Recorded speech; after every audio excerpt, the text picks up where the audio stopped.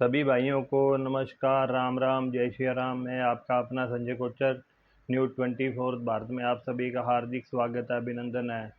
तो भाइयों, आज हम एक बात पर चर्चा करेंगे। अभी 2-3 दिन पहले आपको मैंने बताया था कि भारतीय जनता पार्टी ने 25 जून को संविधान हत्या के दिवस में मनाने के लिए घोषित किया है। तो ये बहुत अच्छी बात है कि 25 जून को संविधान हत्या दिवस मनाया जाए।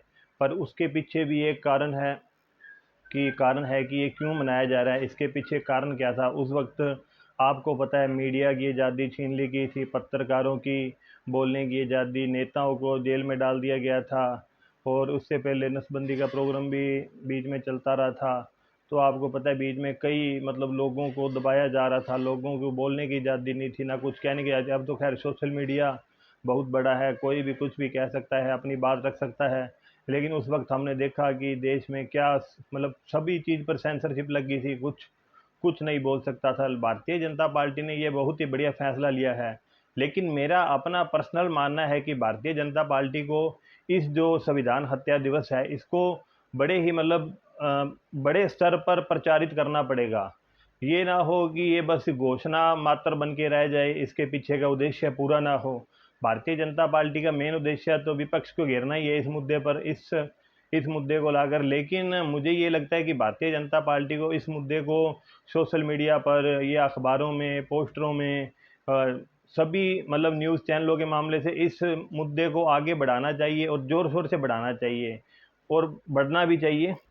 क्योंकि देखो, जब सोशल मीडिया पर झूठ चल सकता है, लोगों का झूठ इतने ज़ोर शोर से प्रचारित हो सकता है, तो क्या जो 50 साल पहले गलती हुई, देश में जो अराजकता हुई या जो लोगों की आवाज़ को दबाया गया, क्या उसको प्रचारित नहीं किया जा सकता? लोग, विपक्ष वाले कह लो या कोई भी कह लो, वो झूठे नैरेटिव को ज़ोर शोर से प्रचारित कर कर उसको सच दिखा देते हैं।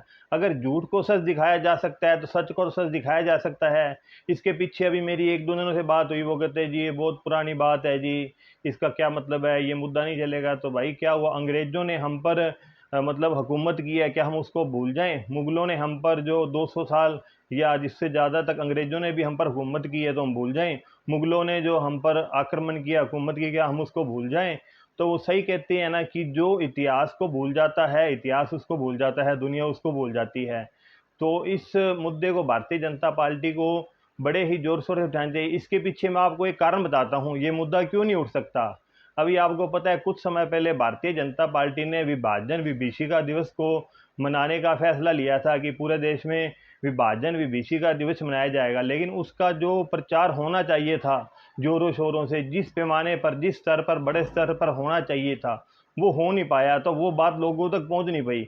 जैसे कि ये विभाजन विभीषिका दिवस था, इसको पोस्टरों के माध्यम से, मीडिया के माध्यम से, सोशल मीडिया के माध्यम से, या जो न्यूज़ चैनल हैं, या जो सोशल मीडिया के चैनल हैं, यूट्यूब चैनल हैं, या जो पोस्टर के ज़रिए से, अखबारों के ज़रिए से, या और भी जो अन्य जो मीडिया के माध्यम है, उनकी वजह से इसको ज़ोर-शोर से प्रचारित करना चाहिए था, ताकि लोगों को सच्चाई पता लगे। अब एक छोटी-सी बात है, भी हमारा जो आज़ादी के बाद का जो पाठ्यक्रम है, अभी तक वो ही चल रहा है, वही चला आ रहा है, उसमें कोई बदलाव नहीं है। उसमें जो बच्चों को अभी तक पढ़ाया जा रहा है, बच्चे वही चीज़ देखते हैं। अभी तक 9वीं 10वीं की क्लास आप देख लें, वही मुगल, वही अकबर, वही बाबर, वही पढ़ाया जा रहा है। तो ये जो चीज़ें हैं, संविधान हत्या दिवस है या विभाजन विभीषिका दिवस है, तो इसको, मुझे लगता है, इसको पाठ्यक्रम में भी लाना चाहिए केंद्र सरकार को। ये जो 2-3 मुद्दे हैं, इनको पाठ्यक्रम में शामिल करे।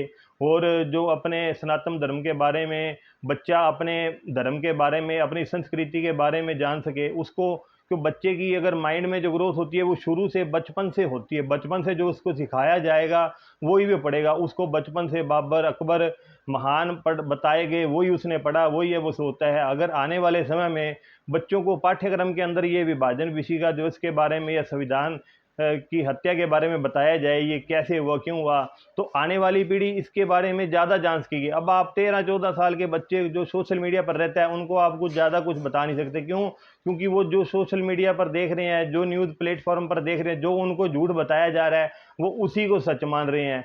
तो ये तो चलो, जो हो रहा है सो हो रहा है, जो हो गया। लेकिन आने वाली पीढ़ी के लिए, आने वाले बच्चे, जो आज बच्चे 4 साल के हैं, 5 साल के हैं, उन बच्चों को अपने धर्म के बारे में, अपनी संस्कृति के बारे में पता चले, और विभाजन विशिका दिवस के बारे में पता चले, संविधान की हत्या के बारे में पता चले, इमरजेंसी क्यों लगी थी, इसके पीछे क्या क्या कारण, क्या क्या हुआ, कारण तो नहीं लेकिन क्या क्या लोगों को सहना पड़ा, इस वजह से उसको पता लगेगा बचपन में, तभी वो आगे जाकर उसको सच्चाई पता चल सकेगी इस बारे में कि उस वक्त क्या क्या हुआ था।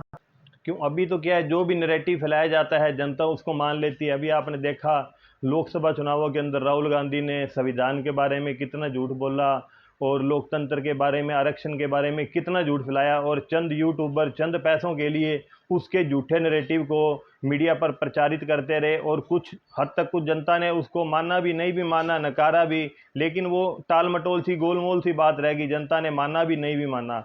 जब एक झूठ को सच दिखाया जा रहा है तो आपको तो सच को सच दिखाने में क्या दिक्कत है। तो मेरे ख्याल से भारतीय जनता पार्टी को आक्रामक होना पड़ेगा।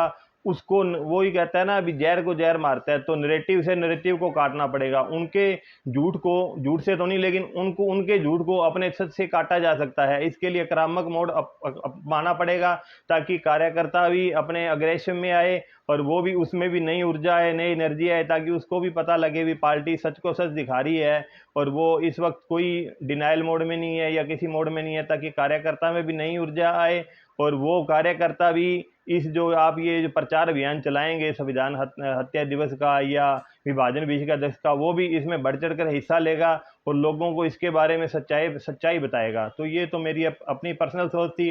बाकी ये आपको सोच कैसी लगी, वीडियो कैसी लगी, ज़रूर बताएं। अगर आपको वीडियो अच्छी लगी तो वीडियो को ज़्यादा से ज़्यादा शेयर करें, चैनल को ज़रूर सब्सक्राइब करें। मिलते हैं अगली वीडियो में। नमस्कार, राम राम, जय श्री राम, जय हिंद।